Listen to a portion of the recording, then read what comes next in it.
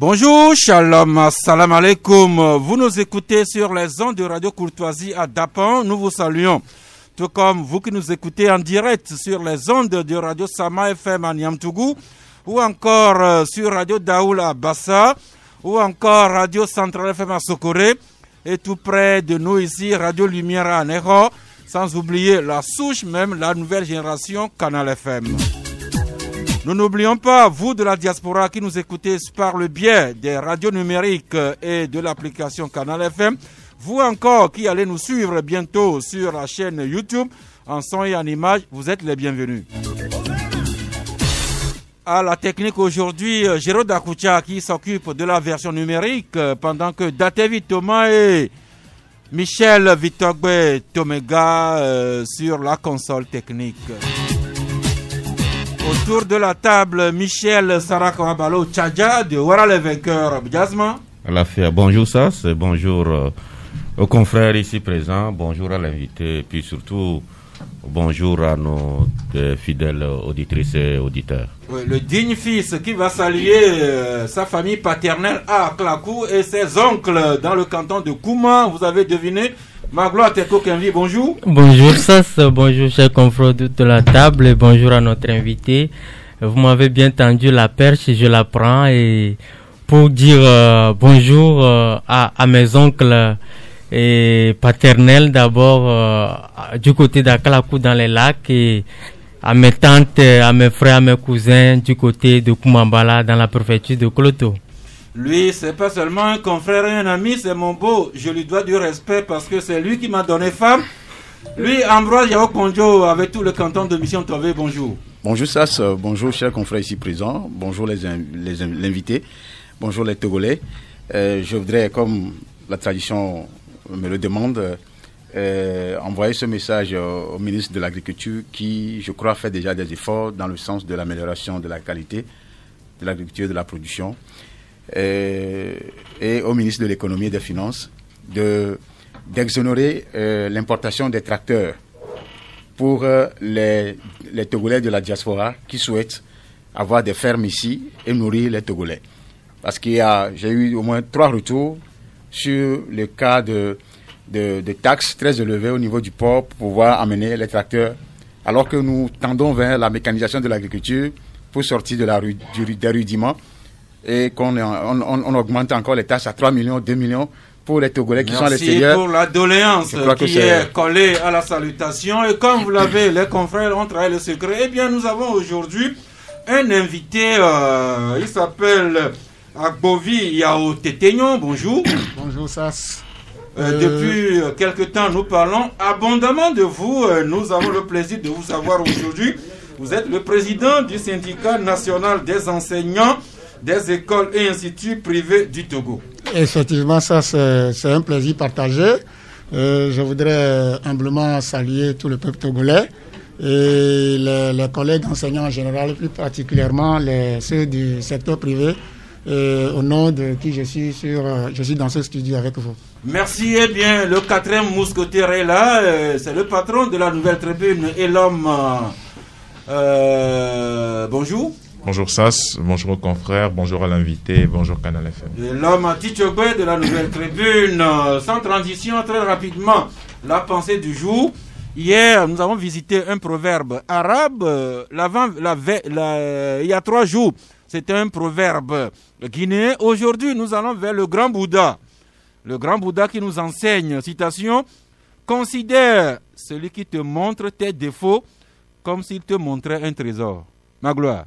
C'est Bouddha qui a écrit « Considère celui qui te montre tes défauts comme s'il te montrait un trésor. » Je suis parfaitement d'avis avec le concepteur de cette pensée-là, parce que très souvent, l'homme par instinct n'aime pas la critique, alors qu'en réalité la critique a pour essence la perfection.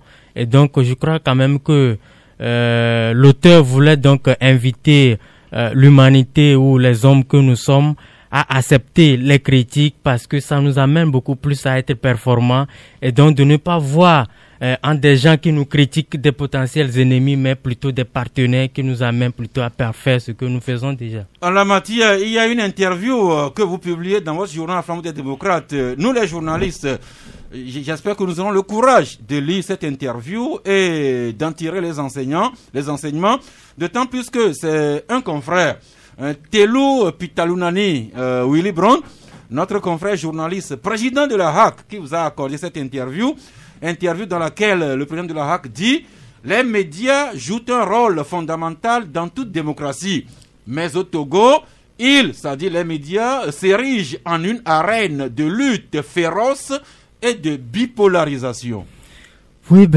vous savez, tout le monde connaît à peu près le parcours de M. Wilbrand Telou Pitalunani, journaliste de son état. Aujourd'hui, il occupe le poste de président de la HAC. Et vous savez, le 3 mai dernier, le monde entier a célébré la journée internationale de la liberté de la presse. Et dans cette dynamique-là, la section togolaise de l'Union internationale de la presse francophone, sur un projet donné, a sollicité une interview auprès du président de la HAC, qui nous l'a, en tout cas, a accordé cette interview-là. Et dans l'interview, justement, vous avez lu un extrait. Le président de la HAC a fait un peu le diagnostic de la presse togolaise, et il dit constater que généralement la presse, au lieu de faire un travail de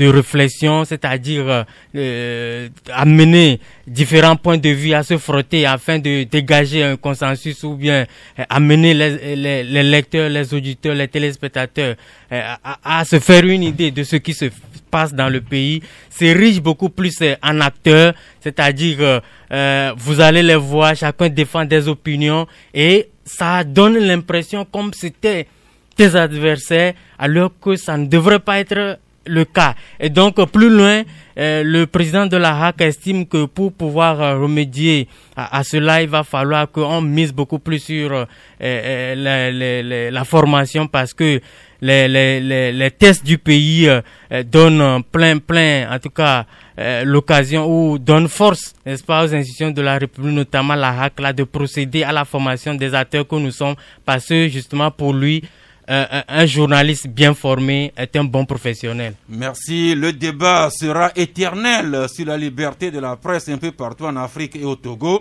Mais le président de la HAC comprendra, et il le sait, que il y a au moins une émission, le Club de la presse, qui se veut une tribune où toutes les options, toutes les opinions s'expriment en toute liberté, bien sûr, en respect de la réglementation et des principes inhérents au journalisme. Merci donc à vous pour cette interview. Merci encore à vous les confrères présents autour de la table. Au menu de l'émission de ce jour, essentiellement deux sujets. Le Covid-19 que nous allons décliner encore sous tous les angles. Et puis d'autres sujets parus dans vos journaux aujourd'hui. Eh bien, ouvrons la page de la propagation du Covid-19, ce virus qui se propage vite et qui se propage partout. Je ne sais pas si vous récapitulez les chiffres de ces 3 derniers jours, ces 3-4 derniers jours, les chiffres ne font que flamber. Il n'y a pratiquement plus de contrées ici au Togo qui en soient exclues. Depuis Saint-Cassé, la plaine de Mo, les préfectures de Loti, même de Wawa, un peu partout, sans oublier Lomé, jusqu'à la prison civile de Lomé, le virus s'invise partout. Eh bien, les chiffres hier, tels que je les ai retenus dans le journal de la TVT, il y avait 219 cas, donc 96 guéris, 11 décès, et les autres sont sous traitement. Ces 3-4 derniers jours-là, vraiment, ce virus-là, il fait du chemin. Oui, je pense que si on prête attention même au contexte dans lequel nous sommes, à notre environnement, on constate qu'il y a une évolution, même autour de nous, les pays voisins, même en Europe, etc. On constate que ceux qui ont adopté aujourd'hui le déconfinement, on se sont vus dans une situation difficile. Quand vous prenez le Ghana aujourd'hui, quand vous prenez la France et d'autres pays, vous avez vu que les chiffres sont allés crescendo, le nombre d'infectés a flambé. Donc aujourd'hui, je pense quand même que par rapport au Togo, on pouvait anticiper par rapport à certaines choses. On pouvait, les autorités ou la coordination de riposte pouvaient mieux faire en ce qui concerne le recadrage dans certaines zones, par exemple. Et par exemple, quand on prend le cas des prisons civiles sur l'étendue du territoire, on en a 13 ou 14 au total. Et toutes les fois sur ce plateau, on a parlé des conditions de détention de ces prévenus. Et donc, déjà, on a constaté qu'il y a eu un relâchement. Sinon, il n'y a pas eu d'anticipation de cette pandémie-là dans les prisons civiles togolaises. Parce que si anticipation il y avait eu, on devait déjà chercher à tuer le mal au niveau des commissariats, où on a des détenus qui sont en garde à vue. C'est déjà là qu'il faut commencer à adopter les mesures ou les gestes barrières avant de chercher à emmener ces détenus ou ces prévenus vers les cellules pour leur séjour carcéral. Et donc, par rapport à ça, justement, ça n'a pas été fait. Le mal est là aujourd'hui et tout le monde se pose des questions. Qu'est-ce qu'il faudra faire pour circonscrire le mal? Qu'est-ce qu'il faudra faire justement pour que la maladie ne se propage de nouveau dans les prisons civiles du Togo? Maintenant, sur un autre plan, par rapport aux citoyens que nous sommes nous-mêmes, on a constaté qu'il y a également un relâchement dans l'application des mesures barrières. Et moi, je suis sidéré de voir que des gens ont des cache-nez et quand ils veulent parler, ils descendent de cache-nez pour parler. Maintenant, à quoi ça sert de porter un cache-nez? Moi, je comprends pas.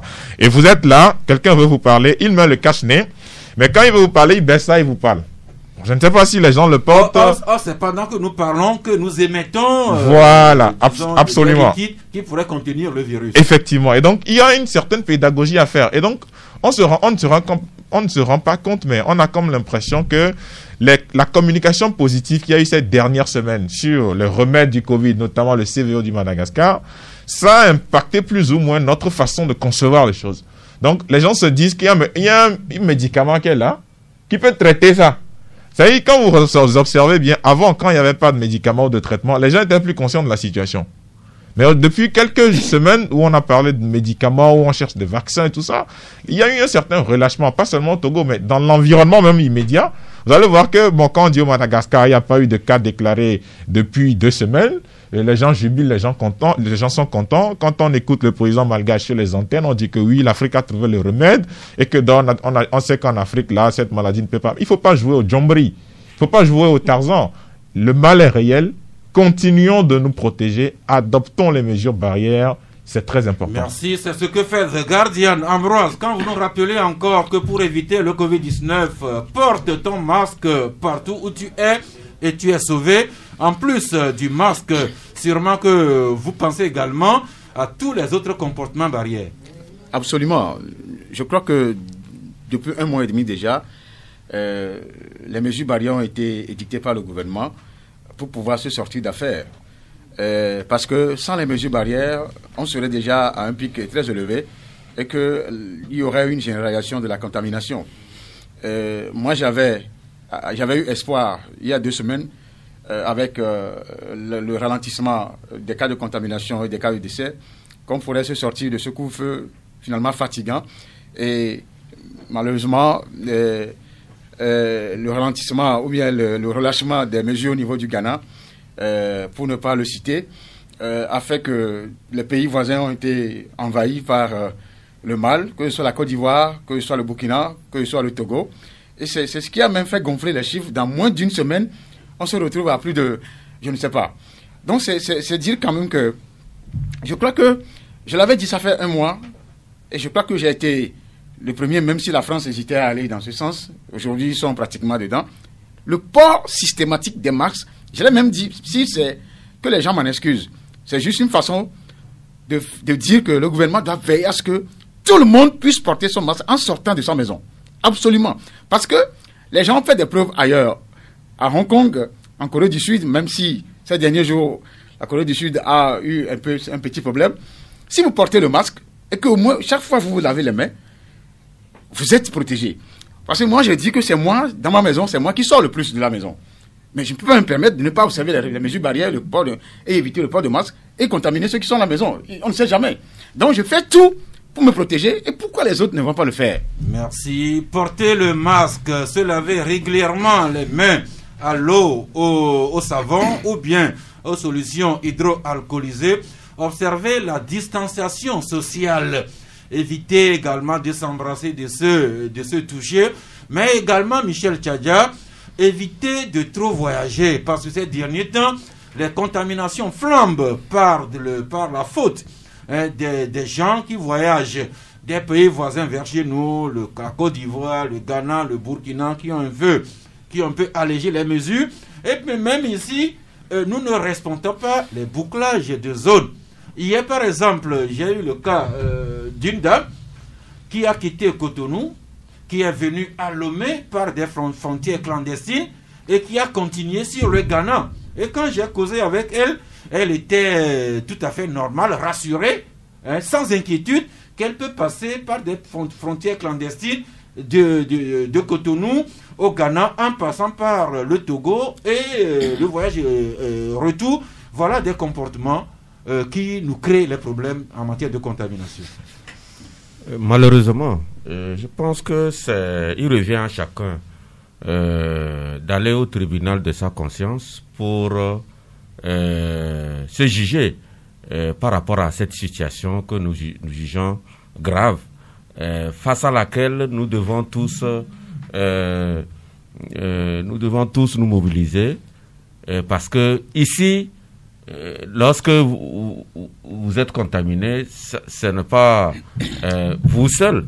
Vous êtes susceptible de contaminer aussi les autres. Et donc, à partir de cet instant, je pense que c'est une question de conscience. Mais quand vous parlez du Ghana, vous savez que à l'ouest ici, les chemins qu'on appelle communément les chemins de Semongle sont plus nombreux que les voies officielles contrôlées par les agents de sécurité. Et puis, par endroit, lorsque vous allez à la frontière, si je prends par exemple la frontière de Yikpa-Dafo, dans Daï, vous allez là-bas, peut-être c'est un seul policier qui est là-bas. Et bon, les gens peuvent le dribbler à tout moment et puis aller revenir. Et surtout quand vous allez à Yikpa-Dafo, c'est un exemple important à mes yeux parce que vous allez là-bas, la plupart des Togolais, les élèves, ils fréquentent au Ghana. C'est au Ghana, ils fréquentent. À midi, vous allez voir vraiment des groupes d'élèves, de Togolais, revenir, traverser doucement la frontière pour le canton de Yikpa-Dafo parce que c'est là-bas ils ont décidé de fréquenter. Ils ne fréquentent pas les écoles togolaises. Donc vous voyez, tout ça, ces frottements peuvent, comme tu l'as dit, créer des situations. Mais, encore une fois, il faut que les uns les autres, surtout ceux qui ont envie de voyager, vraiment pensent aux autres. Mais je voulais terminer en revenant aussi sur les dispositions prises par l'État. C'est vrai que le gouvernement a créé un site. Vous savez, ces derniers jours où nous constatons une flambée de contamination, l'actualisation tarde. Jusqu'à hier tard, on n'avait pas encore actualisé les données. C'était autour de 19 heures. Alors pourquoi ce relâchement? On dit aux citoyens qu'on constate chez eux un relâchement. Et le relâchement aussi se fait au niveau de l'État lui-même. Et pourquoi on n'actualise pas vite? Et puis, pourquoi tout le monde n'a pas accès au site pour voir ces choses-là? Pourquoi, à une heure précise, on ne peut pas, si le coordinateur national est occupé, son adjoint peut, à la télévision nationale, en synchronisation avec la radio Lomé, qui, ma foi, est écoutée sur toute l'étendue du territoire et avec Radio Kara, pour que des zones les plus reculées, les gens prennent conscience que voilà l'évolution de la situation. Il y a des zones où, si c'est aujourd'hui, quand on va actualiser, tu vas voir, il faut 4 jours pour que certains soient au courant de ce qui s'est passé aujourd'hui, jeudi. Donc, l'État aussi doit être le relâchement, qu'on ne regarde pas seulement les Togolais. Je pense qu'à un niveau donné aussi, on observe un certain relâchement. Oui, le relâchement au niveau de l'État, pourquoi pas, mais j'ai bien aimé ce que vous avez dit, que chacun aille au tribunal de sa conscience. Et quand j'écoutais tantôt Ambroise, j'ai cru comprendre, il est le chef de sa famille. Si jamais il était contaminé, il devait être malade, vous imaginez toutes les personnes, non seulement qu'il aurait contaminé, mais toutes les conséquences socio-économiques. Eh bien, allons tous au tribunal de notre conscience. Soyons conscients, comme l'écrit le journal Écho du Pays, que la pandémie est toujours d'actualité et que le coronavirus gagne du terrain dangereusement. C'est nous qui sommes malades, c'est nous qui souffrons des conditions de l'état d'urgence. Si nous voulons que notre pays sorte au plus tôt de cette pandémie, je nous en prie, montrons-nous disciplinés. Allons au tribunal de notre conscience et nous en sortirons au plus tôt. Ça, c'est un élément important. Oui, Ambroise ? Et par rapport à ce que Michel a dit, moi, je voudrais ajouter à ce que j'avais évoqué par rapport aux frontières. Moi, je suis de la partie ouest. Et c'est toi-même qui avait parlé de la porosité des frontières au niveau de l'affaire de la dame qui a frayé son chemin pour arriver. Vers nous là-bas, je crois que ce serait un peu plus compliqué. Maintenant, il y a des militaires, il y a des policiers partout, c'est bien. Mais je crois qu'il va falloir veiller à fermer hermétiquement les frontières pour le passage des hommes. Soit, quand la personne veut passer, il faudrait qu'il y ait toutes les mesures de tests et autres pour que la personne entre. Parce qu'il y a tellement des voies d'entrée au niveau de la carte là-bas. Le long de la frontière. Oui, donc sincèrement, que le gouvernement, et je ne sais pas pourquoi, bon, je ne vais pas accuser le Ghana, mais c'est pas la faute de leur relâchement que tous les pays maintenant sont envahis. Nous sommes tous interpellés au tribunal de notre conscience pour les autorités publiques et pour chacun d'entre nous individuellement. Maintenant, allons au sein de la prison civile de Lomé. Nous le craignons et malheureusement, le virus est une réalité également dans la prison. Il y a eu une vingtaine de cas qui ont été découverts, je crois, en début de semaine. Le mardi, les prisonniers, les détenus se sont fait entendre. Nous en avons parlé abondamment. Et Magloire Teko Kenvi, votre journal, vous revenez ici quand vous écrivez en éditorial « Révolte dans l'enfer ». Révolte dans l'enfer, pour revenir essentiellement sur ce qui s'est passé à la prison civile de Lomé mardi, parce que vous n'êtes pas sans savoir que la prison civile de Lomé, la plus vieille du Togo, aujourd'hui a une capacité d'accueil qui est dépassée largement. Dans l'ensemble, sur le territoire togolais, on parle de 181%. En termes de capacité d'accueil, c'est-à-dire que on dépasse largement la capacité d'accueil et cela a transformé, n'est-ce pas, la prison civile en enfer, parce que quand vous allez là-bas, c'est pratiquement un autre monde où on a l'impression comme les Togolais qui résidaient, en tout cas qui séjournent là-bas temporellement parce que l'État leur reproche quelque chose. On a l'impression comme ils n'ont pratiquement plus de droits. Et donc, la prison civile est devenue un enfer pour eux. Et ça, ils le vivaient déjà. Et la petite goutte d'eau qui a fait déborder le vase en est justement les 19 cas d'infection ou de contamination détectés, n'est-ce pas, parmi ce lot-là, ce qui a fait que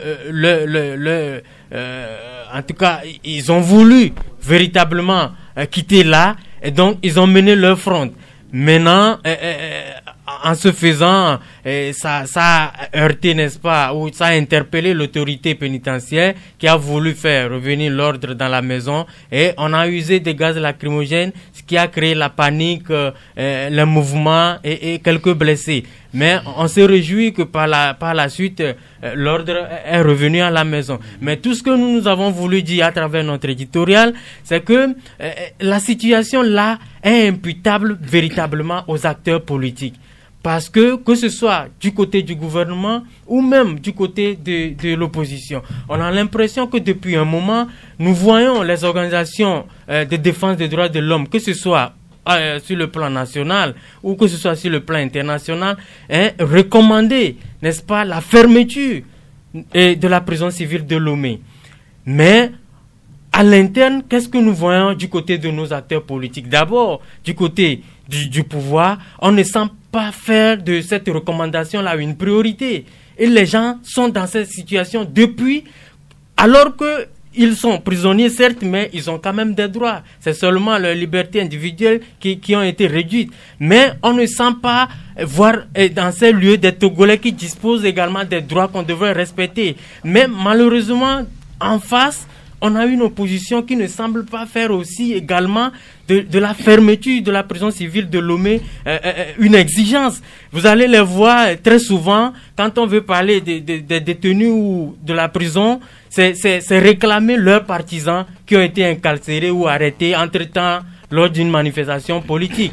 Et donc nous disons, oui, ils font ce qu'ils peuvent faire, mais nous estimons que si jamais, en tout cas si l'opposition dans son ensemble organise une manifestation publique, pacifique dans ce pays, sur peut-être 2 ou 3 jours, pour exiger la fermeture de la prison civile de Lomé, elle y arrivera parce que c'est dans l'intérêt de tout le monde. Parce que quand vous voyez un peu le parcours de l'homme politique, très souvent, quand tu es politique... Sur la prison civile de Lomé, des droits de l'homme qui demandent qu'elle soit fermée, et alors que nous sommes tous des prisonniers en sursis. Nous l'avons dit hier, nous sommes tous... nous pouvons tous atterrir là-bas. La preuve, il se trouve là-bas des gens en prison qui étaient très puissants il y a quelques jours, il y a quelques temps. Eh bien, aménageons la prison pour que ce soit humain, pour que le cas où malheureusement on devrait y atterrir, qu'on y atterrisse tout en ayant nos droits sauvegardés. Alors, l'un des prisonniers les plus célèbres, c'est pas moi qui le dis, c'est Kwacha Nyasingbe, et il y a eu tout un débat autour de lui. Et Michel, votre journal, vous revenez là-dessus que malgré le début des meutes vite circonscrits, Kwacha Nyasingbe se retrouve toujours au sein de cette prison. Oui, ce n'est pas nous qui le disons. Le directeur de l'administration pénitentiaire l'a relevé que, contrairement à ce qui a circulé entre-temps sur les réseaux sociaux, que M. Kwacha Nyasingbe aurait été filtré et amené à une destination inconnue, que cette information est erronée parce que le détenu Kwacha Nyasingbe est encore dans sa cellule et que peut-être entre-temps, par rapport à la situation qui prévalait donc à la prison, peut-être on l'a juste décalé pour éviter que quelque chose ne l'arrive et juste après on l'a ramené à sa cellule. C'est l'information que nous avons voulu reprendre dans nos colonnes. Je rappelle que le directeur de l'institution pénitentiaire est l'invité au journal Parler sur Canal FM. Vous le suivrez bientôt à 13h. Toute la journée, il s'est longuement exprimé sur le sujet, toujours pour... mais pour revenir sur ce qui s'est passé début de semaine, le confrère, le bâtisseur se demande qu'est-ce qui n'a pas marché à la prison civile de Lomé. Voilà les vainqueurs qui nous rappellent que révoltés, les prisonniers ont exigé leur libération et que vous, Lamati Chogwe, la Nouvelle Tribune, vous écrivez vous aussi que les prisons civiles à l'épreuve du Covid-19 et vous parlez des stratégies de riposte à ce virus au sein de nos prisons. Oui, effectivement, vous savez que à ce stade de la propagation du virus, il faut appliquer des solutions idoines. Et ce qui se passe aujourd'hui, comme je l'ai dit tantôt, on en a parlé ici. On a fait des propositions par rapport aux prisons, parce que le gouvernement a dit on ne veut pas avoir un regroupement de plus de 15 personnes, alors que dans les prisons civiles du Togo, on a des cellules qui contiennent plusieurs personnes. Pour une capacité de 666 détenus à la prison civile de Lomé, on a 1406 détenus. Donc, ça fait, vous faites le ratio, vous voyez un peu le pourcentage que ça fait. Quand vous interrogez des médecins, ils vous disent que le taux de promiscuité, le taux de prévalence dans nos prisons civiles en Afrique subsaharienne, c'est de 15 à 20%. Déjà, sans coronavirus. Aujourd'hui, à ce stade de la maladie, avec l'épidémie ou la pandémie Covid-19, on a proposé sur ce même plateau que, au niveau des prisons civiles togolaises, il faut un plus de suivi. Il faut être rigoureux par rapport à ce qui se passe. Si quelqu'un, un prévenu, qui passe en garde à vue dans un commissariat est sur le chemin d'intégrer une cellule ou une prison, il faut véritablement, déjà, lorsqu'il est en garde à vue, chercher d'abord à le désinfecter, à veiller à ce qu'il ait un cache-nez, à ce qu'il respecte la distanciation sociale, parce qu'on ne sait pas qui est qui. Personne n'a au front Covid-19. Et nous tous, c'est-à-dire, on se protège. Et donc, on ne peut pas comme ça prendre un détenu dans un commissariat, un prévenu, et le mettre dans une voiture avec un chauffeur, et sans respecter la distanciation sociale, les mesures barrières, et l'acheminer dans une cellule. Et donc, comment est-ce que le virus a débarqué à la prison civile de Lomé? Question point champion. Et comment ça s'est fait? Comment est-ce que des prisonniers qui étaient là tranquillement, un beau matin comme ça, on fait un prélèvement et puis on se rend compte qu'il y a 20 détenus qui sont infectés? Et à ce stade dont nous sommes en train de parler, on nous dit que chaque jour, il y a de nouveaux infectés. Ça veut dire qu'il y a le virus qui se propage. Et vous comprenez, on a nos sources et l'administration a ses sources aussi. Je dis, à ce stade, on continue de nous apprendre qu'il y a de nouveaux détenus infectés. Et puis c'est normal, c'est logique. Quand quelqu'un a passé un séjour carcéral avec quelqu'un dans une cellule, si on l'extrait même, demain, l'autre aussi peut choper et puis ça se transmet. Et donc, il faut faire quoi aujourd'hui? Il faut commencer, selon des médecins. Par exemple, il y a des médecins qui ont été interrogés sur le sujet, qui ont proposé qu'on peut véritablement faire quoi? On peut créer des centres d'isolement dans chaque prison. Une salle d'isolement aujourd'hui, ça ne coûte pas grand-chose. Mais si l'État aujourd'hui peut doter chaque prison, on en a 13 ou 14, je l'ai dit tantôt, d'une salle d'isolement, ça permet aujourd'hui à tous les détenus, lorsqu'ils seront convoyés vers les prisons, de faire le tour d'abord de la salle d'isolement, d'être suivis, parce qu'il est déjà dans l'enceinte de la prison, et de faire le test 2 à 3 fois pour qu'on s'assure de son état de santé avant de le transférer dans une cellule. Mais si on le prend comme ça dans un commissariat, on l'intègre dans une cellule, c'est sûr, il y aura le risque d'infection. La question est d'importance d'actualité. Cette question a été abordée hier par le médecin colonel Djibril Bohaman, qui coordonne la cellule nationale de riposte au Covid, lequel le colonel médecin a dit, citation, « Tout est fait maintenant pour que les détenus puissent être préservés de ce mal ». C'est une citation du colonel Djibril, reprise dans les colonnes du journal Le Flambeau des démocrates. Nous nous inquiétons des prisonniers détenus, c'est bien, mais il faut également penser aux gardes de l'administration pénitentiaire. C'est vrai, et l'homme le disait, et nous avons vérifié ce matin, à la prison civile de Lomé, il y a désormais une cellule au sein de laquelle les prisonniers positifs sont isolés, c'est bien, sauf que les gardiens de l'administration pénitentiaire qui vont leur donner à manger, qui vont le surveiller, ils n'ont aucun matériel adéquat de protection. Et il y en a qui sont déjà infectés parmi eux. Il faut le préciser. On annonce même 4, voilà, d'après nos sources. Il y en a plus. Ah, ok. Ma gloire, ces gardes, ils font leur travail, mais ils n'ont que le dispositif de se laver les mains. Ils n'ont que, disons, la bavette. Or, c'est eux qui entrent dans la cellule d'isolement. C'est eux qui vont donner à manger aux prisonniers infectés. Alors, les prisonniers, d'accord, mais il faut également penser à ces dames et hommes qui assurent leur sécurité. Bien évidemment, moi je me dis c'était même la première des choses à faire parce que quand en tout début, quand on a mis en place cette cellule là, en tout cas, ou cette coordination nationale de riposte, je crois quand même qu'ils ont eu à faire plusieurs séances de travail avec le chef de l'État pour définir ensemble les mécanismes de travail et tout. Et on devra savoir également que au niveau des prisons du Togo, ils ne sont pas épargnés. On dira beaucoup plus même qu'ils sont une entité beaucoup plus exposée, parce que au fil des jours, il y a de nouveaux prisonniers qui entrent et on le voit aujourd'hui clairement que ils sont vraiment menacés, parce que là le problème c'est qu'ils sont dans un cercle fermé où si jamais le mal faisait son entrée là-bas, ça pouvait faire mal. Et aujourd'hui, ça dépasse même le seuil des prisonniers. On parle beaucoup plus des gardiens, c'est-à-dire ceux qui font partie, en tout cas une entité de l'autorité qui dirige la prison. Cette entité-là est aussi exposée au point où certains même sont contaminés. À qui on peut imputer cette responsabilité? À l'autorité, bien évidemment. Et ça, vous imaginez, ces messieurs-là, ils ont des heures de garde.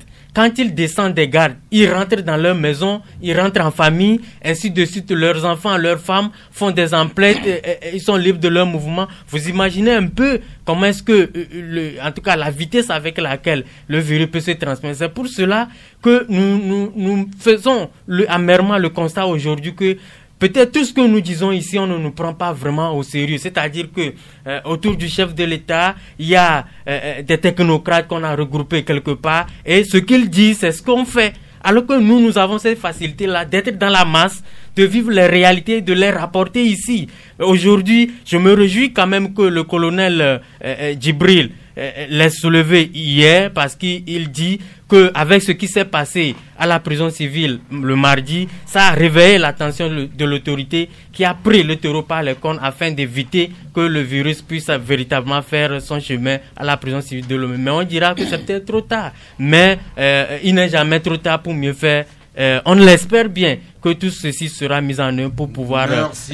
Nous prenons le colonel Djibril au mot que tout est effectivement fait pour que les détenus puissent être préservés de ce mal. Non seulement les prisonniers, mais également les gardes de l'institution pénitentiaire. Ils ont choisi de faire un travail de sécurité. Ils n'ont pas choisi de se faire contaminer et d'entraîner les leurs là-dedans. Maintenant, nous allons vers ce que je me suis permis d'intituler les oubliés du Covid-19.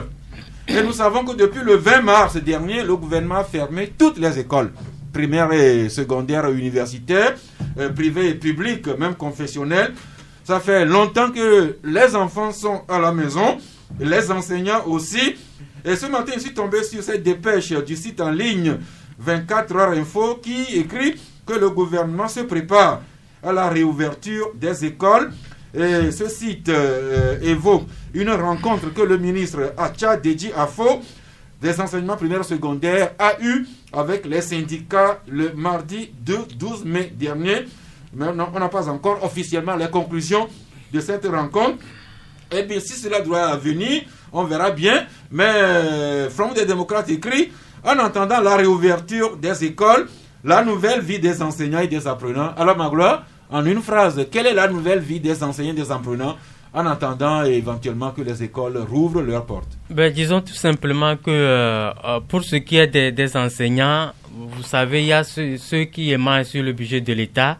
Eux, ils sont à l'aise dans leur famille. Mais beaucoup plus ceux qui sont des victimes de ces situations contraignantes là sont ceux, en tout cas les enseignants volontaires et ceux issus du secteur privé laïque. Et beaucoup plus ces messieurs et dames, on a mené notre petite enquête et c'est vraiment leur quotidien est pénible. On retrouve aujourd'hui des enseignants qui deviennent des aides-man occasionnels, juste pour pouvoir... Des conducteurs de taxi-moto. Des conducteurs de taxi-moto. Il y a même certains qui font du manœuvrage sur les chantiers de construction. Et quand vous allez beaucoup plus au-delà de ça, il y a certains, au-delà de leur quotidien difficile, qui s'ennuient du temps qu'ils passent à la maison. Et ils se retrouvent très souvent, parce que les écoles sont fermées, certes, mais dans notre enquête, on s'est rendu compte que souvent les enseignants se retrouvent dans leur établissement vide, causer entre eux et repartir à la maison le soir. Maintenant, pour les élèves, on voit beaucoup d'élèves actuellement qui se transforment en vendeurs de cachinets, en vendeurs de fruits, de beaucoup de produits à la sauvette.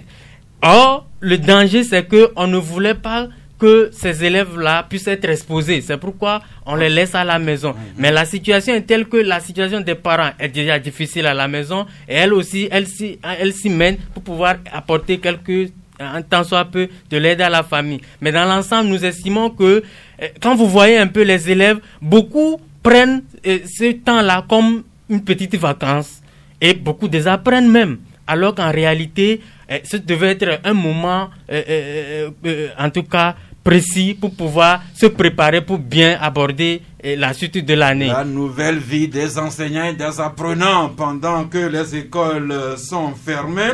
Les enseignants dont le confrère La Dépêche écrit que les enseignants des écoles privées appellent le président Faure Gnassingbé à la rescousse. Et pendant que vous, Elonti Tchogbe, votre journal La Nouvelle Tribune, vous évoquez le cri de détresse des enseignants du privé. Oui, ça, ce qui se passe dans le privé, véritablement, il faut qu'on en parle. Et vous savez, nous tous, on a des enfants qui fréquentent des écoles privées. Et aujourd'hui, on n'a pas véritablement l'impression que les enseignants du privé sont pris véritablement en compte dans ce qui se passe. Donc vous me donnez raison quand je les ai intitulés les oubliés du Covid-19. Oui, effectivement, mais la première personne ou les premières personnes à penser à eux, c'est d'abord les fondateurs d'écoles. C'est d'abord les fondateurs d'écoles qui aujourd'hui, ma foi, n'ont pas même de courroie de transmission, c'est-à-dire n'ont pas des cadres de discussion sincères avec ces enseignants. Écoutez, il y a des parents qui ont payé la totalité de l'écolage de leurs enfants à la rentrée. Il y en a qui ont payé. Comme Michel. Il y en a qui attendent de payer la troisième tranche parce qu'on est presque à l'orée du troisième trimestre. Il y en a qui attendent de payer la troisième tranche avant qu'on décide de fermer les écoles.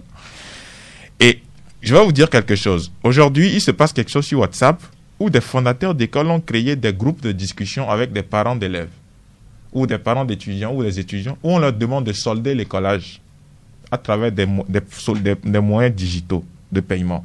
Ça se passe dans les écoles de BTS, ça se passe dans les écoles privées, où on demande aux élèves ou aux étudiants de payer par T-Money ou Move ou Flouz le reste ou le reliquat de leur écolage pour bénéficier des cours en ligne qui sont déposés sur une plateforme. Et il y a deux moyens d'avoir accès. Quand vous êtes au rouge, ça veut dire que vous devez solder. Quand vous êtes au vert, ça veut dire que vous pouvez avoir accès à la plateforme.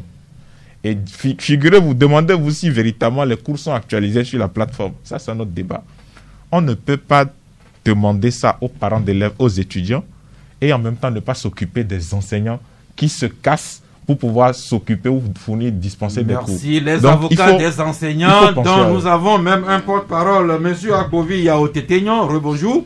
Bonjour, Sas. Vous êtes enseignant vous-même, vous présidez le syndicat national des enseignants des écoles et instituts privés du Togo. Évidemment. Eh bien, est-ce que vous avez une idée de combien vous êtes les enseignants qui officient dans les écoles privées de tout degré, de tous ordres? Merci, Sas. Avant d'arriver là, je voudrais saluer l'initiative des journalistes.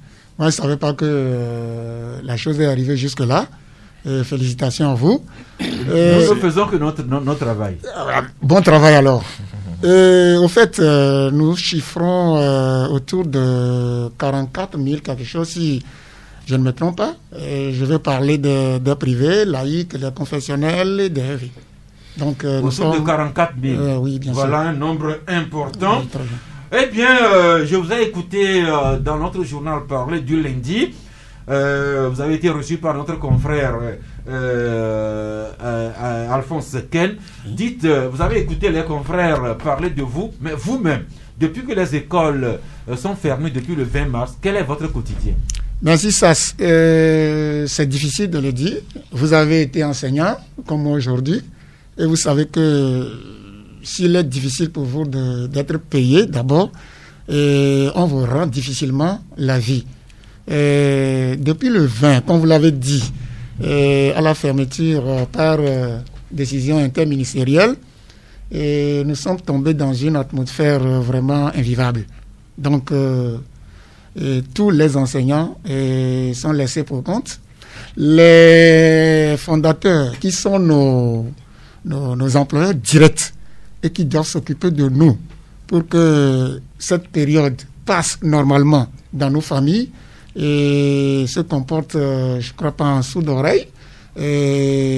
Toutes les tentatives de rencontres que nous avions voulu faire, bon, ils ne nous disent absolument rien. Ils ne veulent pas nous rencontrer. On leur a écrit au moins 2-3 fois, mais ils ne nous reçoivent pas. Donc, cette situation que nous vivons en ce moment, relayée par les journalistes, c'est une évidence. Et c'est difficile, très difficile pour l'enseignant togolais et l'enseignant du secteur privé togolais en ce moment, je vous parle. Donc, vos employeurs, les fondateurs d'écoles ne veulent pas vous recevoir? Ils ne veulent pas nous recevoir. Est-ce que vous avez fait formellement une démarche à l'endroit de l'UFEPLAT qui regroupe une bonne partie des fondateurs, promoteurs d'écoles privées? Bien sûr, effectivement, je vais parler de l'UFEPLAT. L'UFEPLAT a reçu 2 lettres provenant de nous. Nous sommes une coordination de 3 regroupements. Et je veux parler de l'IPLED et je veux parler de EP, plus SINEP que j'ai l'honneur de présider. Nous avons envoyé des lettres, ne serait-ce que qui nous rencontrent. Et pour qu'on puisse s'asseoir ensemble pour savoir comment nous allons juguler cette crise-là. Nous avons entendu beaucoup de choses. et ils sont là pour suspendre unilatéralement les contrats qui nous lient. Et ils sont là, ils ne veulent pas payer, ils disent qu'il n'y a pas de liquidité.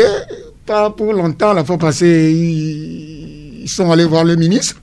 Et dans leur compte rendu, quand vous lisez, il n'y a rien absolument qui arrange l'enseignant privé en ce moment. Alors, si vos employeurs ne rechignent à vous recevoir, est-ce que vous avez entrepris la même démarche à l'endroit des ministres de tutelle, enseignement primaire, secondaire, technique, même supérieur, pourquoi pas à l'endroit du ministre du Travail et de la fonction publique? Bien, nous avons mené une démarche quand même au niveau du ministre de l'enseignement primaire et secondaire.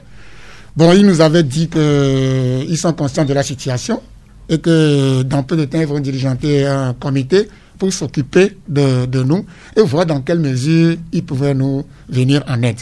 Bon, ça fait un mois et demi que ça tarde à venir. Donc, c'est la démarche-là que nous avons pu faire, que l'IPLED a pu faire en notre nom et jusqu'à présent. Maintenant qu'ils ne réagissent pas et que nous voyons que de jour en jour, notre situation s'empire, et nous sommes en train de voir dans quelle mesure ils peuvent nous recevoir encore. Alors justement, qu'est-ce que vous demandez? Si vos employeurs individuellement, si l'Union des fondateurs d'écoles privées vous écoute, ou bien si le gouvernement, par le biais des ministères enseignement primaire, secondaire, technique, fonction publique, si les autorités vous demandent, qu'est-ce que vous demandez? Si on vous écoute, qu'est-ce que vous demandez concrètement, monsieur Agovi? Nous avons deux choses. Nous avons une revendication et nous avons une doléance. Revendication à l'encontre des fondateurs. Vous convenez avec moi que lorsqu'on signe un contrat et que le contrat, je ne crois pas que la venue de Covid là doit constituer une faute grave pour un enseignant du secteur privé pour que son contrat soit résilié de manière unilatérale. Vous comprenez? Donc, les contrats aussi sont suspendus.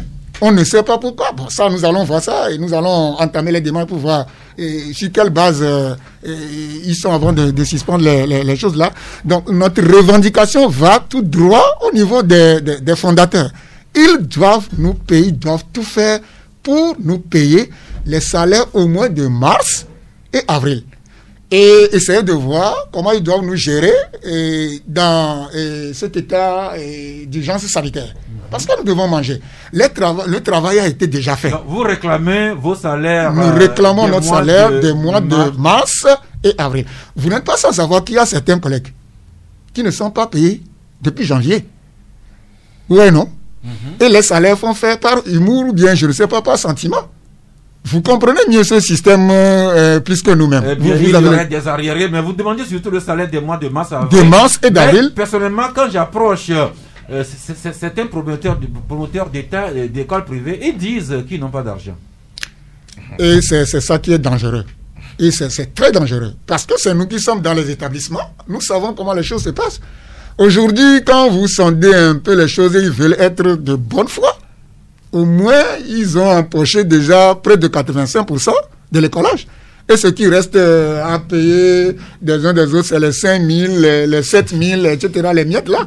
Et je ne crois pas qu'un fondateur va s'appuyer sur les 5 000, les 10 000 au plus pour pouvoir payer 3, 4, 5 mois. Ce n'est pas possible. Parce qu'ils nous mettent dans des contrats de 8 mois, de 9 mois, de 10 mois, ça dépend. Donc, s'il reste 5 mois payés et tu comptes sur 5 000 francs ou bien 10 000 restants et tu te caches derrière ça là pour dire que tu ne peux pas payer, c'est absolument dangereux. Vous réclamez votre salaire des mois de janvier jusqu'à avril en attendant la suite et à l'endroit des pouvoirs publics, notamment du gouvernement. Qu'est-ce que vous sollicitez? Vous comprenez bien dans les relations interprofessionnelles de travail que l'État n'est pas notre employeur direct. L'État, c'est un garant. Je suis un citoyen. Et si j'ai un problème, l'État doit me venir en aide. Donc, en tant qu'enseignant, c'est une doléance. En tant qu'on était allé chez le ministre, là, il est en train de mettre sur pied. Le ministre lequel? Monsieur Acha. Acha Deji Afo. Oui, bien sûr. Il avait dit qu'ils vont mettre sur pied quelque chose pour nous. Ben, c'est quand ça a perdu que ça devient inquiétant. Parce que... Et ça fait déjà un mois et demi. Un mois et demi. Ventre affamé n'a point d'oreille. Ça dit que nous avons sincèrement faim.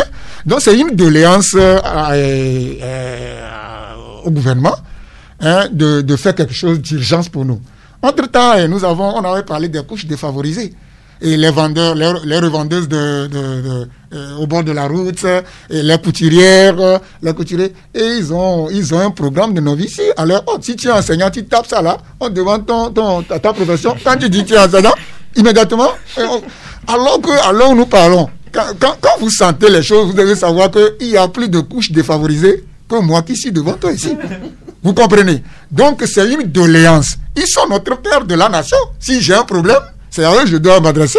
Donc, nous posons simplement notre doléance. Ils n'ont qu'à regarder, ils n'ont qu'à avoir un regard dans la situation que nous traversons en tant qu'enseignants du secteur privé et nous venir en aide d'urgence. Sinon, il y aura péril en la demeure. Voilà les enseignants du privé qui réclament leur salaire de janvier jusqu'à avril en attendant la suite. Et à l'endroit du gouvernement, c'est une doléance que le gouvernement assume ses charges de responsabilité sociale à l'endroit de ce secteur qui rend quand même un travail d'utilité publique. Voilà, les journaux parlent de vous. Maintenant, vous êtes là pour nous dire de vive voix vos préoccupations. Oui, Ambroise? Oui, heureusement que le porte-parole des enseignants du privé a tout dit. Maintenant, on oublie les pasteurs d'église. Je l'avais dit ici. Non, finissons d'abord avec les écoles. On va trouver un jour. On va trouver un autre jour pour. Ils avaient fait des économies. Pour les hommes de Dieu. Ok. Je vais dire un mot. Vous savez, aujourd'hui, cette situation, c'est regrettable.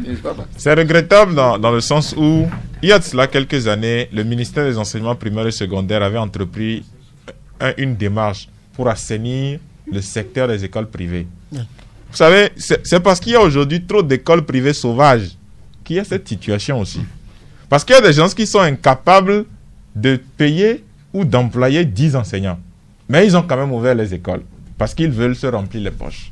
Il y a des écoles privées qui se situent derrière, je ne sais pas, là où on fume les poissons, là où la revendeuse fume les poissons. Il y a des écoles privées qui se situent derrière ces endroits. C'est-à-dire, vous ne pouvez pas aujourd'hui, parce que moi j'ai fait le tour, je me rappelle, c'était il y a 4 ans, avec le ministre Maganawe qui était en charge des enseignements primaires et secondaires, où on a répertorié des écoles privées qui se situent derrière des fumoirs. Où quand les élèves sont en classe, il y a la fumée qui vient. On fume le poisson derrière, la fumée vient dans la salle de classe. Vous comprenez? Donc, il faut que l'État assainisse aussi le secteur des écoles privées. Tout le monde ne peut pas ouvrir une école privée. Sur la base de quoi? Il faut donner des agréments. Mais aujourd'hui, si on n'a pas d'agrément, moi aussi je peux aller ouvrir une école privée. Hein. Des gens en ont créé dans leur salon. Voilà, donc tant que tout le monde va se lever pour créer une école privée, mais on va assister à ces choses. Donc il faut que l'État, pour les aider, il faut que l'État conditionne l'ouverture des écoles privées. Non, c'est conditionné, mais les gens continuent d'ouvrir sans agrément. Okay. Ce que vous dites, c'est intéressant. Oui, sans agrément. L'urgence du moment, c'est de sauver les enseignants. Sauver les enseignants et anticiper. On revient sur le mot anticiper. Parce qu'on ne va pas encore ouvrir une nouvelle crise après. Parce qu'il faut commencer déjà à fermer des écoles qui ne répondent pas aux normes. Il y a des écoles privées où il n'y a pas de WC. Vous allez trouver ça où? Ça répond à quelles normes? Et moi, on ne peut pas me dire d'aller mettre mon enfant dans une école où il n'y a pas de toilette. À ce moment, nous avions dit aussi, les parents aussi qui vont inscrire leurs élèves dans ces écoles-là, est-ce que les parents ont fait un peu le tour de l'école où ils inscrivent leurs enfants? Monsieur Agbovi? Bon, mais c'est ça. Je tiens à rappeler ici que ce n'est pas vraiment à l'endroit des fondateurs. Hein. Ce n'est pas toutes les brebis qui sont galeuses. Et sincèrement, dans cette crise-là, il y a certains fondateurs qui ont fait à peu près ce que nous voulons. Vous comprenez? C'est-à-dire qu'il y a des gens à l'interne qui se sont concertés avec leurs employés, qui ont expliqué la situation, ils se sont compris ce qu'ils peuvent leur faire, on leur fait déjà. Si c'est que en avant, c'est ça, en avant, ils avaient voulu nous recevoir à l'interne parce que les contrats diffèrent d'un établissement à un autre. Donc, s'il y avait eu des discussions préalables, c'est-à-dire nous sommes pour la discussion, pour le dialogue. C'est-à-dire que c'est un cas de force majeure, et nul n'est épargné. Maintenant, comment faire pour survivre? Si c'est qu'il y avait eu cet acte-là de nous appeler pour discuter, je ne sais pas que ce serait arrivé jusqu'ici. Et vous avez l'impression que vos employeurs vous fuient? Comme tu l'as dit, comme tu l'as dit, ils ne veulent pas nous recevoir, ça veut dire qu'ils nous fuient. Donc, il y a certains employeurs, et je l'avoue ici, ce n'est pas de leur jeter de fleurs parce que ce n'est pas la totalité, mais il y a des gens qui avancent des choses aux collègues. Les collègues, il y a certains collègues qui ont contracté des prêts. Il y a certains fondateurs qui sont intervenus auprès des banques pour qu'on coupe, comment l'appelle-t-on, le versement et... Le salaire? Non, pas le salaire. Quand tu fais des prêts là et que tu as le remboursement, ouais, non, on a coupé ça pour durant l'état d'urgence sanitaire là. Et ceux qui ont fait des prêts à l'interne, ils ont coupé. Ils payent au moins demi. Ne serait-ce que quelque chose. Merci. Pour faire une démarche de compréhension, de participation pour que nous sortions de cette affaire.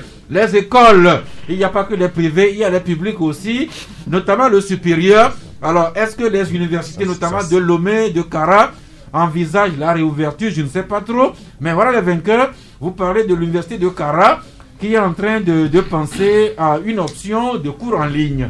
Et qui a déjà commencé. Depuis le 4 mai déjà, les responsables de cette institution, notamment le président de cette université de Kara, ont décidé d'aller beaucoup plus vite parce que sinon on ne pourra pas sauver l'année académique. Et donc, ils ont fait de telle sorte que les chefs de département puissent prendre leurs dispositions en accord avec les enseignants pour que les étudiants aient des cours en ligne en attendant la reprise, pour essayer de les mettre en tout cas en actif en attendant que la reprise ne vienne. Et donc il y a des spécialistes qui ont été formés dans ce sens-là pour essayer de monter ces cours-là en direction donc des étudiants. Nous avons jugé que c'est une option pragmatique sur laquelle il fallait revenir. C'est pourquoi nous avons voulu en parler. Merci. Pourquoi pas, Magloire? Oui,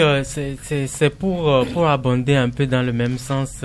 Je dirais, et l'homme l'a effleuré tout à l'heure, dans tout ceci, il faut se poser la question de savoir, est-ce que avec cette manière de gérer les enseignants, surtout du privé, ça ne va pas créer un autre problème à la fin, parce que quoi qu'on dise, c'est la vie des élèves qui vraiment est en jeu, c'est l'année scolaire qui est en jeu. On se rappelle que après les années 2013, 2014, 2015 un peu tumultueuses en termes de débrayage et tout, des grèves, on a vu quand même que les années 2018 et 2019 ont été pratiquement 100 heures. Tout s'est déroulé normalement. Et en 2018, par exemple, nous avons eu un taux de 56% à l'examen. Du bac 2. Du bac 2. Et en 2019, ça a baissé. Nous sommes arrivés à 54%. Pourtant, il n'y avait rien eu comme grève. Et alors que cette année 2020, on assiste à tout ça déjà. On se demande quelle va être la couleur, en tout cas, des résultats à la fin de l'année. On nous parle aussi des cours à distance. Ça, tout le monde le sait. Peut-être que certains aussi veulent s'afficher parce que on veut le faire. Mais en réalité, est-ce que les conditions nous permettent vraiment de maximiser les cours à distance pour que ça profite vraiment aux élèves? Voyez-vous, je vous assure, vous questionnez les élèves aujourd'hui, beaucoup n'ont jamais suivi une seule séance, que ce soit à la radio, à la télé.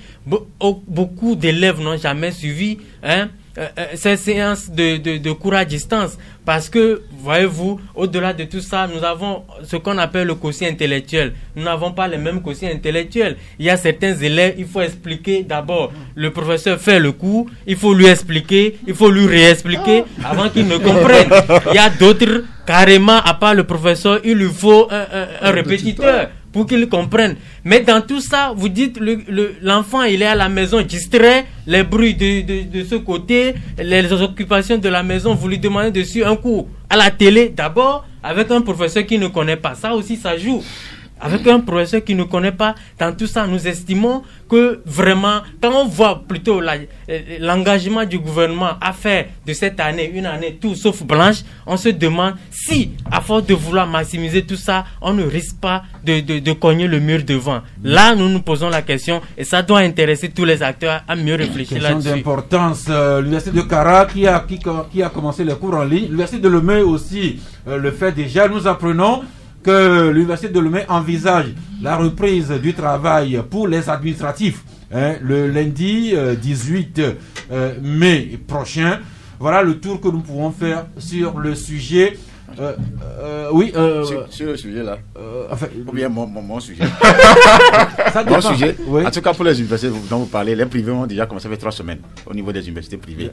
Est-ce que ça fonctionne? Les cours physiques ou bien en ligne? Les cours en ligne. Même les TD, depuis 3 semaines. Ça marche bien. Je parle de l'ISDI et autres. Donc, ils ont déjà commencé. Maintenant, moi, je voudrais parler des pasteurs. Oui. Puis, c'est mon sujet. Okay, c'est-à-dire que moi, je suis presbytérien. On était allé. Et moi, je suis catholique. Voilà. Bon, l'Assemblée de Dieu, c'est bon. Tout ça, c'est bon. On était allé un dimanche. Et c'est au cours de la semaine suivante, entre lundi et mercredi, que les décisions sont sorties. On devait retourner à l'église pour que les fidèles puissent savoir qu'il n'y aura pas culte. Maintenant, nos pasteurs sont laissés pour compte. L'électricité, c'est nous c'est les quêtes, à travers les quêtes qui paient l'électricité. L'eau, tout ça là. Et même leur salaire, les cibles, tout ça là, c'est bloqué. Le gouvernement n'a qu'à faire quelque chose. Un point, c'est tout. Merci, c'est une question d'importance. La question est en débat au Sénégal, en Côte d'Ivoire, où on ouvre progressivement les lieux de culte. Mais c'est un débat, laissons-le à la charge de l'État. Et des dignitaires pour dire quelque chose en un mot, vous savez, en France par exemple, j'ai lu une boutade la dernière fois où on a dit déconfinement, oui, on dit aux enfants d'aller à l'école, mais on dit aux adultes de ne pas aller à l'église. Vous avez compris ça? Donc c'est une boutade, mais ça interpelle. C'est-à-dire on dit de laisser les enfants aller à l'école, mais les adultes on leur dit de ne pas aller à l'église. Bon, pour dire un peu que moi quelque part, il a raison, il faut que le gouvernement aussi pense à ça lorsqu'on va commencer à ouvrir les écoles pour qu'on puisse voir dans quelle mesure on peut accompagner les pasteurs. Merci Ambroise. J'ai reçu la visite d'un prêtre catholique ami hier. Seulement souffrez que je ne vous dise pas le contenu des entretiens que nous avons. C'est des cas sociaux qui ne disent pas leur Eh bien, il est 12h, nous allons marquer une pause et nous ouvrir sur vous. 93.5 Canal FM.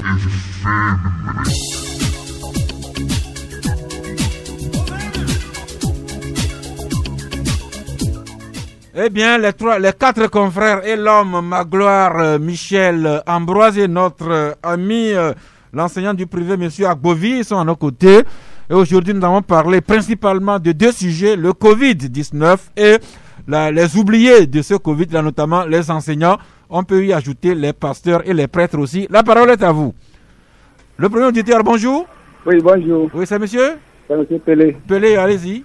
Ah oui, moi, concernant cette maladie même, je ne vois aucun effort de l'État. Oui, parce que franchement, ce qui se passe, c'est très grave. Au niveau de la... Effort de l'État, dans quel domaine précis? Oui, je vais dedans. Au niveau de la sécurité, on a créé le couvre-feu, mais il y avait des morts. Alors que le couvre-feu est né pour couvrir des gens. Mais voilà ce qu'on a trouvé. Bon, au niveau de l'économie ou de la finance, on a débloqué l'argent et des gens ont commencé à piller cet argent-là. Quel argent? L'argent qu'on donnait, la taille Novici là. Oui. Ouais. Les gens ont volé ça. Vous connaissez les voleurs? Sur les... c'est-à-dire au niveau des bureaux de vote, là où les numéros sont bien, les numéros sont... Oui, vous savez, même le corona là, revenez sur les aspects du corona qu'on a développé aujourd'hui, s'il vous plaît. Oui, bon, moi je parle du bilan et de l'aspect aussi, ça fait partie. Bon, au niveau de l'éducation maintenant, oui. Est-ce que c'est maintenant que l'État va commencer par faire une réunion pour l'école là? C'est-à-dire, à ce mois ici, nous sommes à des examens. La distance, c'est-à-dire, les cours à distance, là, je ne sais pas comment il veut faire ça. S'il vous plaît, l'ami Pelé. Les cours à distance, je ne sais pas comment il veut faire. Est-ce que c'est ça qu'ils vont faire pour terminer l'année ou bien comment? Ok, merci beaucoup, l'ami Pelé. Nous passons au suivant. Bonjour. Bonjour, monsieur Sass. Oui, c'est monsieur? C'est monsieur Ranvi. Ranvi? Oui. Je vous rappelle, il y a la poste, il y a la fièvre porcine dans la vie. Mais c'est ça, c'est Ranvi est plus résistant que ça. Ok. Ok, Sass. Concernant le coronavirus, j'aimerais demander si l'État ne pouvait pas faire un petit effort de plus en créant des cellules pour le dépistage dans toutes les hôpitaux publics, quoi. C'est ce que le Synfort demande. Pour que si tu ne te sens pas bien, tu puisses aller te faire tester, voir si quelque part tu n'as pas croisé quelqu'un qui est porté sain. Bon, de deux, ça, vraiment, certains fondateurs sont vraiment malhonnêtes et ils en profitent beaucoup en ce temps de coronavirus. Parce que je ne peux pas être fondateur d'école, et que à une situation de force majeure, je ne pourrais pas payer mes employés de 1 à 2 mois au moins. Si c'est comme ça, il faudrait savoir que ce fondateur, vraiment, il a créé cette école pour se remplir les poches. Soyons directs. Merci. Parce que pour créer les fondateurs d'école apprécieront. Merci beaucoup. Nous passons au suivant. Bonjour. Oui, bonjour le plateau. Oui, monsieur. C'est monsieur Didier, je vous appelle de Télésou. De Télésou, à quoi Télésou? Oui. Oui, allez-y. D'abord, je voudrais remercier le journaliste qui est là-bas, que j'apprécie depuis, monsieur Ambroise. Ne faites pas de jalousie, s'il vous plaît. Nous avons besoin de toute l'équipe. Et je voudrais aussi dire, l'autre fois, elle a fait un plaidoyer, une proposition à l'État, que l'État n'a pas encore exécuté, la proposition des cas, c'est-à-dire des nombres à diminuer pour avoir si on peut reprendre l'école, mais eux n'ont pas encore pris en compte. Je voulais revenir à une question. Depuis, on attend le gouvernement bloquant les péages, a interdit les gens de rentrer après les 5000, des 500. Mais pourtant, nous voyons qu'il y a plus de cas dans les régions, là où on nous bloque de ne pas aller pour que les vivres rentrent. Mais je voudrais demander aux journalistes, monsieur Ambrose, qu'est-ce que vous pouvez faire pour nous aider, pour que ces militaires qu'on laisse, ou bien ces policiers qu'on laisse dans les péages, nous laissent, c'est-à-dire laissent pour que les vivres rentrent. Parce qu'il nous dit qu'il y a des blocages, c'est à cause du coronavirus, pour que ça ne soit pas épargné dans les autres régions. Mais plus on voit dans votre développement maintenant qu'il y a plus de cas dans d'autres régions. Mais plus encore, on nous bloque de ne pas aller. Les cas, ça passe par l'air, ou bien ça rentre, ça passe par le trou. Merci, Ambroise. Merci, Ambroise va vous répondre rapidement. Oui, je crois que, d'abord, bonjour, merci. Je crois que vous avez raison, parce que quand on parle de vivre, je crois que ça doit nourrir les gens qui sont soit à l'intérieur ou soit à Lomé. Donc, on doit au moins laisser passer les vivres pour pouvoir éviter le pire, parce que on n'est pas certainement confirmé, mais il y a des cas sociaux qui sont là à l'intérieur et à Lomé. Donc, de grâce que le gouvernement fasse quelque chose pour éviter que la nourriture soit confinée quelque part et que les gens qui ont faim aussi soient restés quelque part. Juste rappeler que les frontières sont fermées pour le passage des personnes, mais les denrées, disons les produits passent d'une frontière dans notre pays comme d'une préfecture à une autre. L'auditeur suivant, bonjour. Oui, bonjour. Oui, c'est monsieur? C'est monsieur Marc. Marc, oui, allez-y. Oui. Bon, c'est pour parler du Covid dans les prisons. Allez-y. Hier, il y a un journaliste là-bas, j'ai oublié le nom. Il parlait pourquoi les gens faisaient des révoltes, tout ça là. Alors ici, connaît nos dirigeants là. Il faut qu'on fasse ça d'abord avant qu'ils parlent. Depuis que le Covid-19 a commencé ici, est-ce que le directeur de pénitentiaire a parlé? Rien, ils n'ont rien fait. C'est quand il y a eu ça que le Chili a commencé par parler. Donc ici, il faut d'abord bousculer avant qu'il ne puisse parler. Et puis on a parlé du port des bavettes là. Il y a quelqu'un qui reprochait à notre président qu'il ne le porte pas. Et il a commencé par dire Donald Trump ne porte pas. C'est comme on parle de Dito, tu ne parles de Real de Madrid. C'est pas bien. Il est en train de faire, je ne sais pas, l'avocat du diable là-bas. Donc, pour votre part, vous estimez que le président de la République aussi doit être le premier à porter la bavette? Effectivement, c'est exemplaire. On a parlé de ça, il va y prendre l'exemple que Donald Trump ne porte pas, qui ne porte pas, c'est pas bien. Ici, on parle de chez nous, on ne parle pas de l'Amérique. Ou bien, si Dieu nous comparer à l'Amérique, on fait la tenance là-bas. Pourquoi ici on ne fait pas la tenance? Merci beaucoup. Donc, vous demandez que le président aussi porte la bavette pour donner l'exemple. C'est lui le premier citoyen. Merci il n'a qu'à beaucoup. porter ça pour nous montrer. Merci. Le président appréciera. L'auditeur suivant, bonjour. Alors, il est parti, Chad, mais un autre va revenir, n'est-ce pas, datévitement. Il est déjà là? Oui, bonjour. Oui, bonjour, monsieur Sass. C'est monsieur? Monsieur Daniel. Daniel. Oui. Allez-y. Hier, je vous avais appelé, j'ai parlé de ce sujet, et j'étais le dernier auditeur même hier. C'était le cas du problème des écoles privées. Oui. Heureusement, vous avez un collègue qui est sur le plateau avec vous. Je le salue vivement, et je comprends la situation que nous vivons actuellement tous.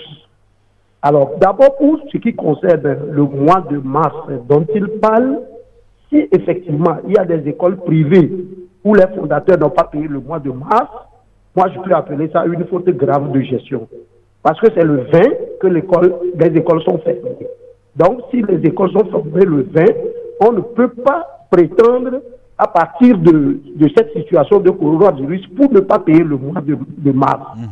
Mais le mois d'avril et sa suite, ça porte à discussion. Ce que la plupart des gens ne connaissent pas, c'est que les écoles privées, à plus de 80%, sinon 90%, c'est des écoles fondées par des jeunes entrepreneurs qui ne sont même pas accompagnés par des institutions de finances normales, et c'est les microfinances qui sauvent les écoles privées. Mais vous connaissez mieux que moi comment est-ce qu'on obtient des crédits dans les microfinances où vous êtes obligé d'aller bloquer une grande partie de vos fonds et vous payez des intérêts sur ces fonds que vous avez aussi bloqués. Donc, ces écoles privées, le plus souvent, qui arrivent à assurer le paiement dans les vacances et autres, c'est parce qu'en allant vers la fin, ils négocient ou elles négocient encore, sinon les fondateurs négocient encore des crédits auprès de ces microfinances, et ça fait un cycle infernal qui continue. Donc, le blocage là, du moment où vous-même vous l'appelez un cas de force majeure, dans un cas de force majeure, on ne parle plus des règles de départ pour les petites notions de droit. Alors, dans ce cas, est-ce que les promoteurs d'écoles discutent avec leurs enseignants?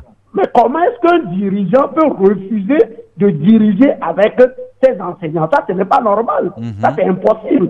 Bon, nous, par exemple, moi, je fais partie des deux côtés. Nous, quand vous faites le mois d'avril, c'est payé. Mais je ne peux pas vous assurer aujourd'hui que je pourrais payer le mois de mai. Je vais le payer par rapport sur la base de quoi? Où se trouvent les sources de revenus? Les microfinances ont refusé d'accorder des crédits supplémentaires. L'État ne dit rien. Au lieu que vous touchiez le sujet, ça fait mal quand les journalistes disent aussi que la plupart ont payé 80% ou la totalité de scolarité. Combien de parents ont payé 80% de scolarité? Merci l'ami. Un prochain jour, nous nous ferons le plaisir, le devoir d'avoir un créateur d'école et le débat sera plus complet. Merci. L'auditeur suivant, bonjour. Allô? Allô? Oui, bonjour. Bonjour, monsieur Sack. Oui. Papa Siviti. Je sais. Pour être fondateur d'une école privée, il faut être humain. Parce que vous parlez de discussion entre le fondateur et ses enseignants. Les enseignants. Ils vont discuter de quoi? De l'argent. Je ne comprends pas. Moi, si j'ai voulu créer une école privée, mais comme mon terrain ne s'est pas traité, il y a l'inondation. Bon, il faut que le gouvernement et les fondateurs, qu'ils s'entendent. Parce que celui qui a créé son école, c'est lui seul qui gère. Moi, monsieur, ça, c'est pas se vanter. Moi, mes petits-enfants, certains, depuis novembre ou décembre, nous avons tout payé. Moi, j'ai tout payé. Je n'ai pas d'arriéré. Bon.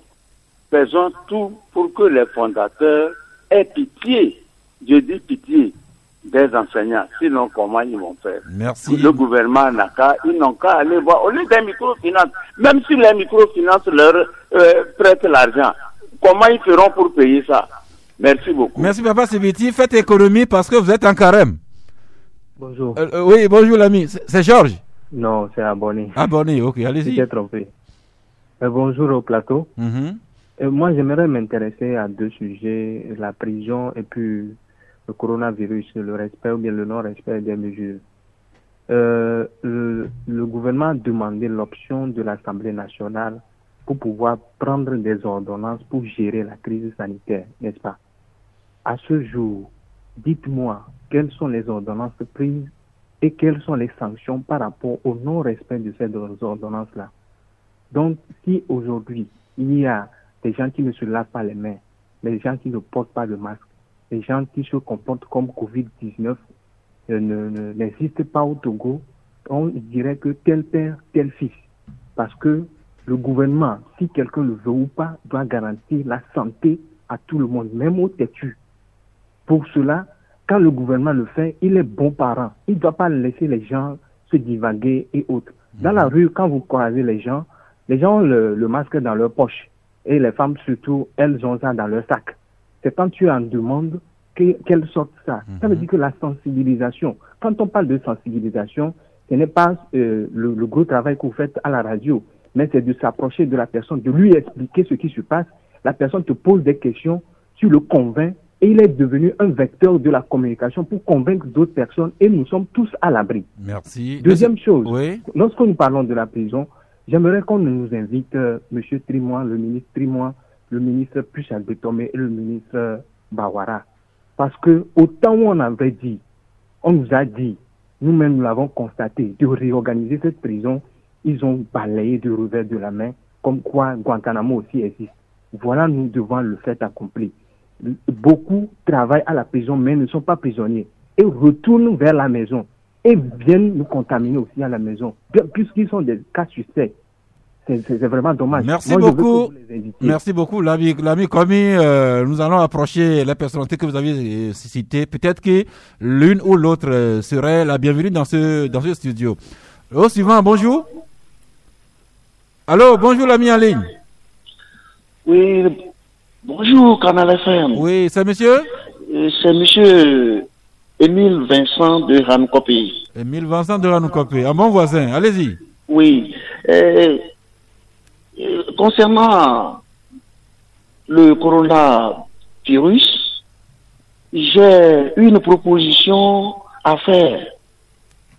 Et vous savez, ils ont eu à prendre des dispositions concernant le blocage tout autour des préfectures pour ne pas laisser le passage libre de la population. Le bouclage des préfectures. Le bouclage, bien sûr, c'est une très bonne chose. Mais ma proposition est celle-ci.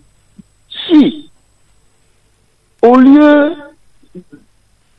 d'éviter à ce que la population fasse ce déplacement d'une préfecture à une autre, si on laissait des appareils de prise de température à chaque poste où il y a des forces de sécurité, c'est-à-dire à chaque barrage, oui. Voilà. Et que à chaque voiture qui arrive, comme avant, on faisait le contrôle des cartes d'identité. Au lieu de ce contrôle, on prend la température à chaque on prend la température de tous les passagers. Je pense que ça pouvait permettre aussi à l'État de pouvoir distinguer les gens. Et ça peut aussi permettre à la population de vaquer aussi à ses occupations. Parce que nous souffrons amèrement du fait que nous n'arrivons pas à nous déplacer d'une préfecture à une autres. Merci. C'est une piste que la coordination nationale pourra éventuellement envisager. Le dernier auditeur que nous prenons aujourd'hui, bonjour. Oui, bonjour, je m'appelle Philippe, j'appelle de Niconakoué. Oui, allez-y. Oui, mon impression sur le port obligatoire des cache-nez, je pense que c'est nécessaire à ce que le gouvernement prenne également des décisions. Hein. S'il faut châtier, il faut châtier. Si je prends le cas de Madagascar, quand tu ne portes pas tes cache-nez, tu gardes ta voiture, tu gardes ta moto ou ton vélo, et puis on te donne l'appel pour vider le caniveau pendant 15 minutes. Ça fait un. De deux, la dernière fois, monsieur Sastre, le jeudi, il me semble que c'est le jeudi ou vendredi, il y a un auditeur qui a suggéré l'idée d'aider les journalistes. Et il y a votre consoeur qui a dit qu'en 2005, vous avez essayé de demander d'aide, mais vous n'avez reçu que 1000 francs. Ben, nous ne sommes plus en 2005, nous sommes déjà en 2020. Donc, moi, à mon avis, il faut relancer cette idée en ayant Flooz ou Timoni. S'il y a 50 fois 1000 francs, on vous envoie pour que vous puissiez vivre. Je ne dis pas que vous ne vivez pas. Parce que dans la vie, quand tu ne tends pas la main, tu n'auras rien. Merci beaucoup. Et je prends l'exemple de vous tous là, vous dites que vous êtes chrétien. Je prends l'exemple de Jésus. Quand Jésus est tombé une fois là, est-ce qu'il est resté couché là et dit que je ne continue pas? La vie, c'est un petit recommencement. Si l'idée n'a pas marché en 2005, relancez ça tout de suite. Si on a 1000 francs, 2000 francs, 4000 francs, on va vous envoyer. Bonne journée. Merci. Mais, déjà, vous commencez par envoyer pour la troisième mi-temps d'aujourd'hui. Et ce sera un bon début. Ça, c'est pour la bonne humeur. Merci beaucoup à tous aux auditeurs qui nous ont fait voir des choses que nous-mêmes, on n'a pas nécessairement vues. Un rapide tour de table en 1 minute chacun, Magloire. Non, mais moi, je m'intéresse beaucoup plus à une réaction d'un auditeur qui parlait. Je ne sais pas si on peut parler du refus du chef de l'État de porter les bavettes. Parce que pour moi, vous savez, le chef de l'État, c'est une institution, c'est un modèle et ça se copie. Et quand le chef de l'État, alors qu'on demande aux citoyens de se protéger en portant des bavettes, en respectant la distanciation sociale, fasse lui des sorties publiques sans porter des bavettes pour des raisons données, je suppose. Mais je me dis, le citoyen qui est là, dans un Togo profond, qui voit le chef de l'État en modèle, qui ne porte pas des bavettes, lui, il ne le fera pas également. Et là, on s'étonne que le mal commence pas à gagner du terrain aujourd'hui. Donc moi, je me dis, peut-être le chef de l'État, il est allergique à la bavette, mais en tant qu'institution, en tant que modèle, il va falloir qu'il s'y mette, ne serait-ce que juste pour donner l'exemple, et ça irait mieux, je pense. Merci beaucoup, Ambroise. Même s'il est asthmatique, il n'a qu'à porter. Bon, moi, maintenant, je vais parler du mien. Et je crois que des rédactions de radio, télévision, bon, je ne sais pas mon habitude de commander ou de demander, mais tu as fleuré le sujet tout à l'heure et l'autre auditeur, le dernier auditeur. Il y a la rédaction. Vous voulez demander? Oui. Demandez. C'est-à-dire que nous, on a besoin, nos rédactions ont besoin de masques. Bon, je ne peux pas parler de vie pour qu'on ne pense que Ambroise n'a pas de vivre à la maison, non.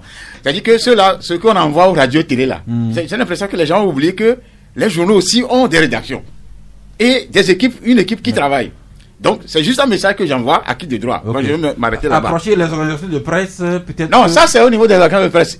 Ils en font ce qu'ils peuvent pour, comment on l'appelle, distribuer aux rédactions. Oui. Mais il y a la rédaction de Ouara, rédaction de Tribune, rédaction de Flambeau et de Guardian. Merci. Les bonnes volontés aussi peuvent se manifester.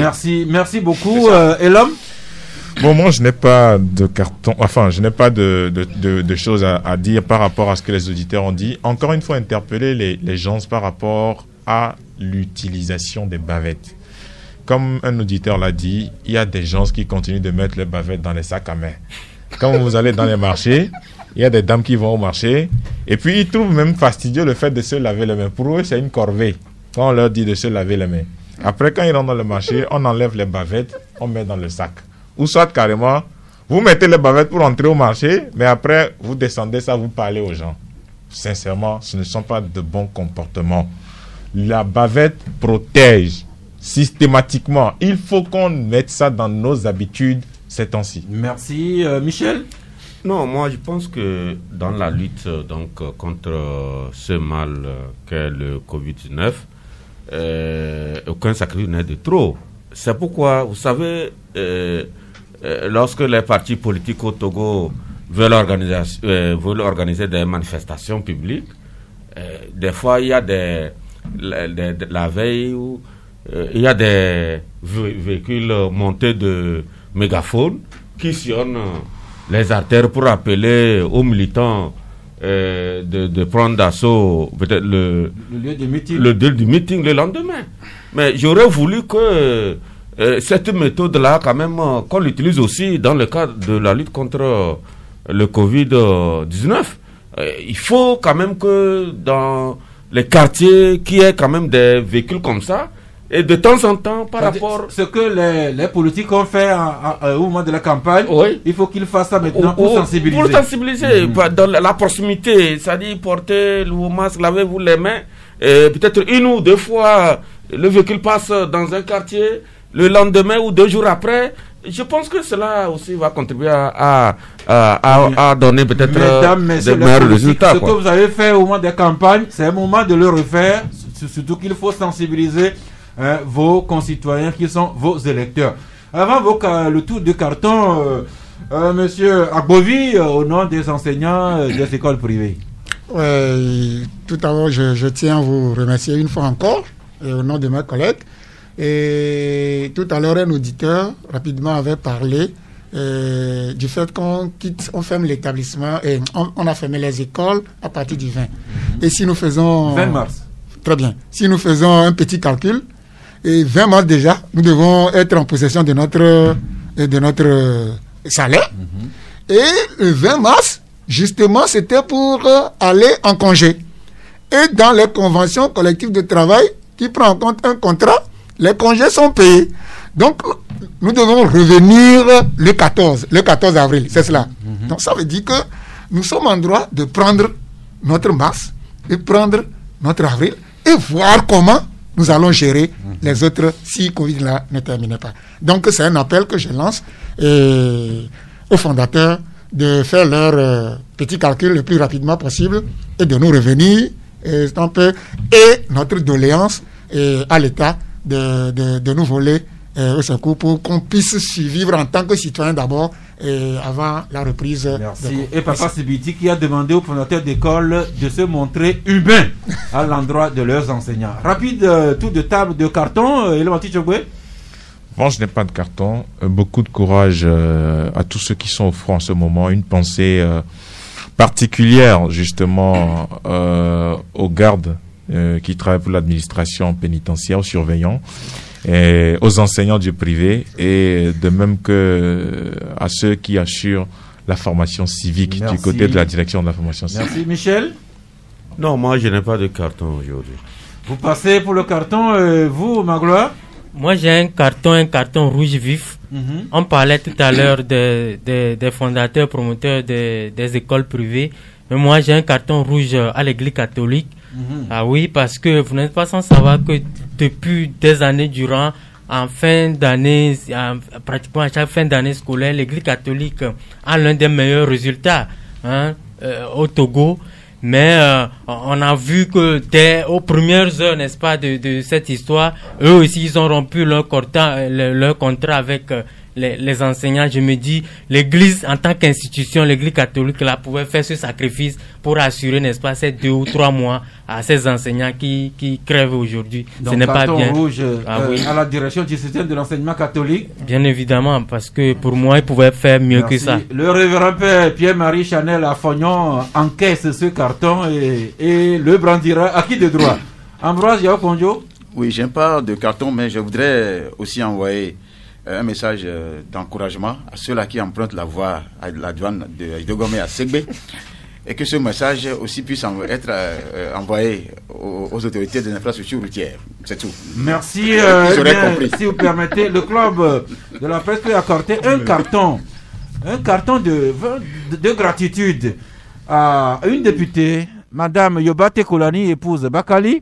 Michel disait tantôt que les acteurs politiques devraient refaire actuellement ce qu'il faisait pour la campagne électorale. Madame Bakali qui est allée à Déticopé pour se porter aux côtés des musulmans pendant le carême et sensibiliser également pour le Covid-19.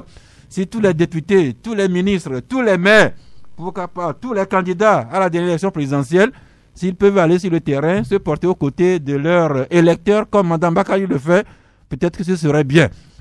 Eh bien, rendez-vous demain au Club de la Presse. Si tout se passe bien, nous pourrions avoir le secrétaire général du SYNFOT, le personnel du syndicat, le syndicat des personnels hospitaliers du Togo, pour faire le point de cette flambée de la contamination et comment est-ce que le personnel hospitalier prend tout ça en charge. Demain à 11h, si Dieu le veut et Dieu le voudra bien.